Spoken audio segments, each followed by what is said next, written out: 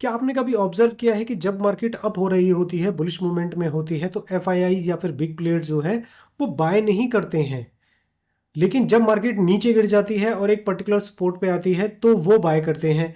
ऊपर जाकर तो वो अपना प्रॉफिट बुक करते हैं, जिससे कि मार्केट डाउन हो जाती है। उन्हीं के बस में है मार्केट के साथ में प्ले करना, कभी उसको नीचे लेके आ जाना और जब सपोर्ट पे आ जाए तो उसको अप लेके जाना। इसीलिए कहते हैं कि जो 90% है वो अपना पैसा लूज करते हैं और सिर्फ 10% जो है वो पैसा कमाते हैं। तो ऐसी कौन सी स्ट्रेटजी है, कौन सा सेटअप है जहां पर बिग प्लेयर्स बाय करते हैं और हम लोग 90% से निकलकर सिर्फ 10% में आ जाएंगे, तो एक अच्छे ट्रेडर्स बन पाएंगे। हेलो फ्रेंड्स, मैं हूं महावीर। इस वीडियो में आपको एक्सप्लेन करने वाला हूं वो सेटअप जिससे कि आप भी अपने आप को 90% में से निकाल के 10% में मूव कर सकते हैं और बिग बिग प्लेयर्स की तरह पैसा कमा सकते हैं। तो चलिए फ्रेंड्स, स्टार्ट कर लेते हैं अपना वीडियो और मैं बता देता हूं आपको इस सेटअप के बारे में इस एजुकेशनल वीडियो के थ्रू। तो जिस स्टॉक का मैं एग्जाम्पल ले रहा हूं उसका नाम है लिंडे इंडिया। मैं समझता हूं कि इसमें एक सेटअप बना हुआ है जहां पर बिग प्लेयर्स इसमें एंट्री करेंगे, क्योंकि उन्हीं के पास में इतना पैसा होता है, इतने नंबर ऑफ ऑर्डर्स होते हैं जो प्राइस को अप लेके जा सकते हैं। अब इसकी स्ट्रैटेजी समझते हैं और इसको इंप्लीमेंट करते हैं। देखिए, हम जिस थ्योरी का यूज़ करते हैं उसे स्मार्ट मनी कॉन्सेप्ट या फिर डिमांड एंड सप्लाई थ्योरी कहा जाता है।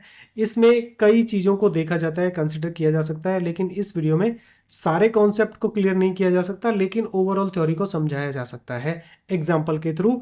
और इसमें हम लोग किसी भी इंडिकेटर का यूज़ नहीं करते हैं, क्योंकि सिर्फ कैंडल स्टिक्स से ही अगर प्राइस एक्शन को आप सही से रीड कर पाएंगे तो सपोर्ट और रेसिस्टेंस को समझ पाएंगे। उसके लिए हमें जाना पड़ता है बड़े टाइम फ्रेम पे। देखिए, बड़े टाइम फ्रेम पे अगर मैं जाता हूँ, यहाँ से मैं गया 12 मंथ की कैंडल पे, तो आप देखेंगे यहाँ से एक ओवरऑल पिक्चर आपको समझ में आती है कि प्राइस ने जो है 10,000 का हाई लगाया था और अभी काफ़ी नीचे है।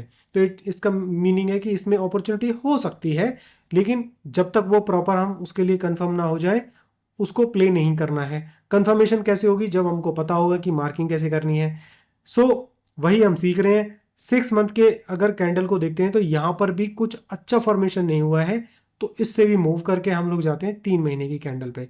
अब 3 महीने की कैंडल पे देखेंगे कि मैंने एक मार्किंग यहाँ पर कर दी है, मतलब कि प्राइस जब यहाँ से मूवमेंट अप स्टार्ट हुआ था तो यहाँ पर एक कंसोलिडेशन चला था। कंसोलिडेशन जब चलता है तो प्राइस सेम जगह रहता है, तो वहाँ पर एक स्मॉल कैंडल फॉर्म हो जाती है जब बायर्स की एंट्री ज़्यादा हो जाती है। बट जब नंबर ऑफ बायर्स ज़्यादा हो जाएंगे सेलर से, तभी तो प्राइस अप जाएगा। यही डिमांड और सप्लाई की थ्योरी होती है, जो आपने स्कूल कॉलेज में ऑलरेडी पढ़ रखी होगी। बहुत सिंपल रूल्स होता है। किसी भी चीज़ की अगर डिमांड हो रही होती है और अगर वहाँ पर बायर्स ज़्यादा आ जाएंगे और सेलर्स कम हो जाएंगे तो उसके प्राइस बढ़ जाते हैं। यही चीज़ हमको कैंडल स्टिक से समझनी होती है। देखिए, यहाँ पर इसका ओपनिंग प्राइस था और यहीं पर इसका क्लोजिंग प्राइस रहा, तो फाइट हो रही है। उसके बाद में यहाँ पर ऊपर चला गया तो मतलब नंबर ऑफ बायर्स ज़्यादा आ गए। तो ये 3 महीने का है, तो इसको हम लोग यहाँ पर मार्क कर लेंगे कि भाई ये इसका ऊपर का जोन हो जाएगा, ये नीचे का जोन हो जाएगा, ये मेरी रेंज हो जाएगी। कि जब कभी भी प्राइस यहाँ पर आएगा तो एक रेंज अगर मैं छोटी होगी तो हम लोग एंट्री प्लान कर पाएंगे। ऊपर की साइड में भी ऐसे ही रूल होता है कि भाई यहाँ पर एक मैंने मार्क कर दिया, इसे मैं कर देता हूं क्वार्टर। अब जब कभी भी प्राइस यहां पर आएगा तो नीचे की तरफ जाएगा, क्योंकि वहां पर सेलर्स के सेलिंग के ऑर्डर्स लगे होते हैं बड़े इंस्टीट्यूशंस के, ऐसा माना जाता है।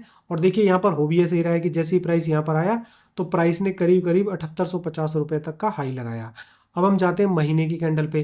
तो ये वाला जो जोन है ये तो ऑलरेडी प्लेड आउट हो चुका है, तो इस पे तो हम एंट्री नहीं कर सकते हैं। लेकिन अगर आप यहाँ पर देखेंगे, देखिए लगभग 4 महीने कंसोलिडेशन होने के बाद में प्राइस ने 7850 लगाया था, लेकिन उसके बाद फिर से नीचे आ गया। अब इस पे आपको ये चीज़ समझनी है कि ऐसे प्राइस ऊपर नीचे क्यों जाता है। भाई देखिए, अगर किसी को पैसा कमाना है तो उसमें क्या होगा कि प्राइस मतलब कम प्राइस पे बाय करेगा और ज़्यादा प्राइस पे सेल कर देगा।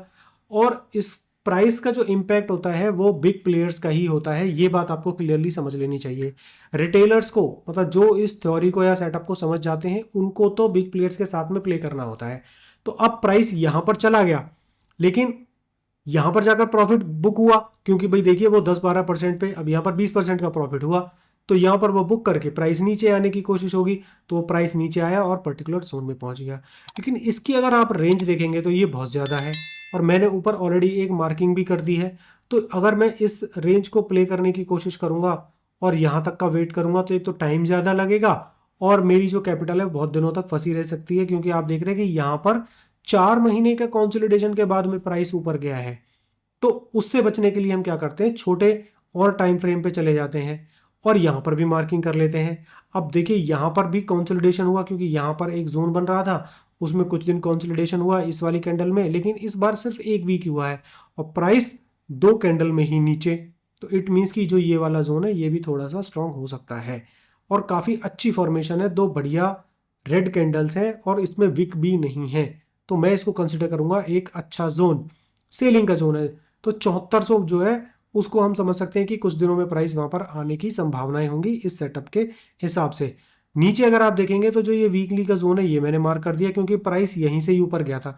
तो अब इसको मंथली का भी सपोर्ट मिला और इसको वीकली का भी सपोर्ट मिला, और आप देखेंगे कि प्राइस यहां पर आया और चलने की कोशिश की गई और ऑलरेडी इसमें 5 वीक का कंसोलिडेशन हो चुका है। और देखिए प्राइस नीचे नहीं जा रहा है, प्राइस यहीं पर ही हो रहा है, धीरे धीरे मूव कर रहा है।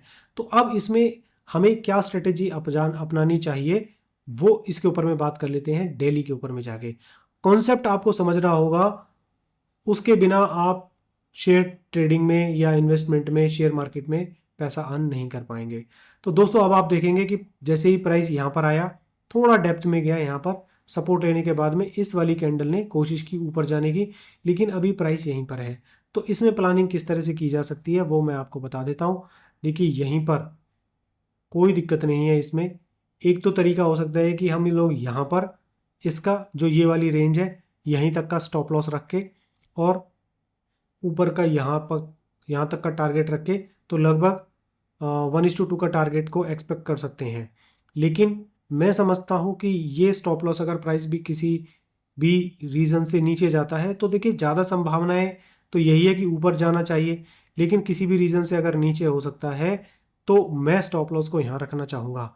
ये कर सकता हूँ कि अगर प्राइस यहाँ पर आएगा तो क्वांटिटी को और ऐड कर सकता हूँ और फाइनली ऐसा रहेगा ये, और टारगेट तो मैं ज़्यादा चेंज नहीं करना चाहूँगा, यहाँ पर मैं अपना इसका टारगेट रखना चाहूँगा। अब अपने रिस्क मैनेजमेंट के हिसाब से आप क्वांटिटी बाय कर लीजिए, कुछ क्वांटिटी यहाँ बाय कर सकते हैं और उन्हीं से एंजॉय कीजिए, ठीक है। और अगर नीचे की साइड जाता है तो कुछ क्वांटिटी को और ऐड करके एवरेज किया जा सकता है, फिर आपको रिस्क रिवॉर्ड रेशो काफ़ी अच्छा मिलेगा जब ऊपर का टारगेट अचीव होगा। तो इस तरह से ही, इस थ्योरी के थ्रू ही बिग प्लेयर्स मार्केट में पैसा बनाते हैं। तो इसको आप फॉलो कर सकते हैं, एजुकेशनल पर्पज से लीजिएगा और अपना रिस्क मैनेज करते हुए ट्रेड प्लान कीजिएगा। कोई भी क्वेश्चन या क्वेरी होती है इस स्टॉक से रिलेटेड या किसी और स्टॉक से रिलेटेड तो कमेंट सेक्शन में ज़रूर लिखिएगा, अपनी फ्रेंड्स एंड फैमिली के साथ में शेयर कीजिएगा जो शेयर इन्वेस्टमेंट या फिर ट्रेडिंग में इंटरेस्टेड होते हैं। Thank you friends for watching my video, please come back again for such wonderful videos. Thank you.